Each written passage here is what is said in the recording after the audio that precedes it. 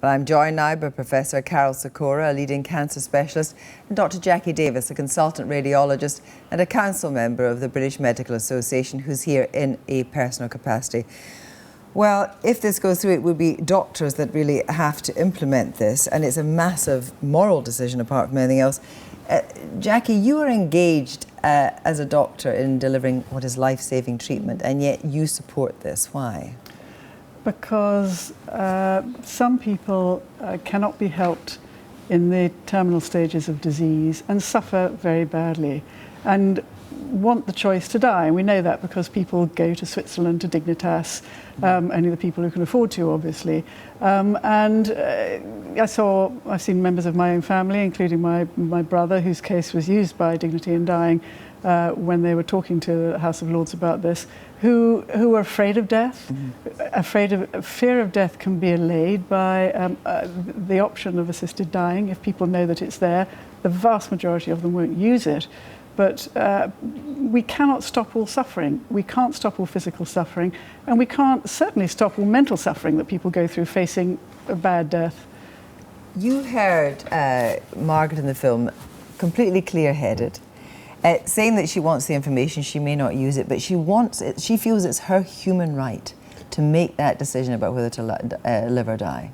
I think the difficulty we have is that if you do implement the bill that's proposed on Friday, doctors are going to have to make the death decision. You're going to have essentially death squads, which is really out of context of delivering good health care. Is death squads not a very emotive way of putting it? It is, but I think the way this whole bill is going, to have two doctors' signatures, you can't predict the outcome. I've made disastrous mistakes in front of patients, I'll be the first to say, because you can't predict outcomes of cancer or motor neuron disease, for example. Yes, but motor neuron disease is one we can come on. It was an incredibly debilitating, heartbreaking disease. It is.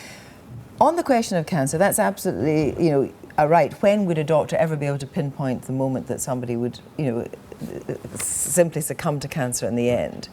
But you can make an informed decision of the progress of a disease, can't you? You can, and cancer is easier than something like motor neuron disease because it's a consistent line. So you look at an X-ray, the tumour's getting bigger, you can predict where it's going. But we can be years out in making and you get remarkable things. I've only twice in 35 years as a consultant been asked by a patient to end their life, and that is amazing because I've seen a lot of people in that time, and only two, and I remember them as though it was yesterday.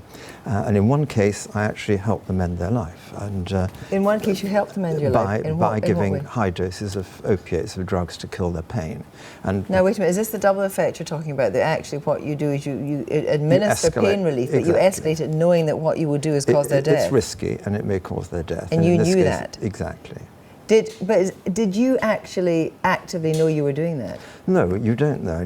Different patients will tolerate different doses of drug. And I think the most important thing is making a clinical judgment with that patient. Having a bureaucratic system with politicians involved who have no understanding of medicine is not the way forward. So it would be a case of death squads? That's a clearly very emotive way. It isn't going to be doctors who decide this, it will be patients.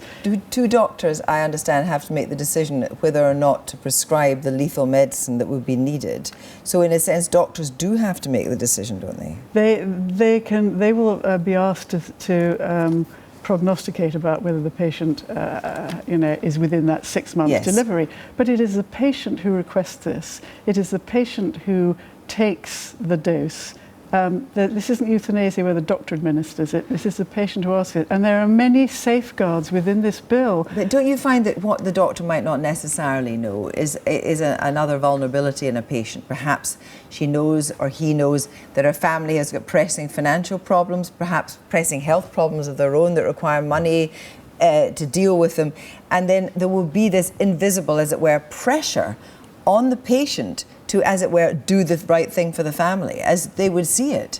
I think what's really important to look at, this isn't a leap into the dark. This has been happening in other places. In Oregon now, it's been happening for up to 17 years.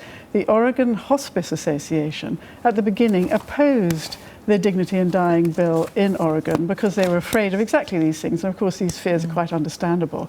But they then withdrew their opposition, saying there was no there was no evidence of the two things that they were really afraid of. One was that offering people assisted dying would interfere with end of life care, and the other one was that there was no evidence that vulnerable people were being affected by this. And so, if those people are saying we're happy with this, what's the problem? I mean, the problem is that palliative medicine has come from nothing when I started as a consultant to be fantastic. Palliative care, experts, nurses, doctors that specialise. People don't need to die in unpleasant, painful circumstances. In fact, when you say they don't need to die in unpleasant, painful circumstances, a lot of people would rather die, perhaps I would suggest, when they know that they would actually feel better. And what you seem to be suggesting is that in a way that doctors already do this in a very unofficial way. They do it, and they have been doing it because of the nature of of pain control. Pain control is risky because you escalate the dose and you get respiratory suppression. So it's sort of inevitable. But by formalising it, then, don't you give people control of their own destiny? You know, in a modern hospices at home, which is the current way forward, people are given a pump, a morphine pump, which they can press a button and get more to kill the pain. The most important thing in palliative care is to keep the patient pain-free, free of other symptoms which can be equally distressing. But to actually formalise it, as Jacky says, there will be pressure on people. Now, I've just heard actually that Norman Lamb, the Minister for the Care of the Elderly, has actually changed his mind and is coming out in favour of assisted dying on Friday. Have you been surprised by some of the people that actually have given you support?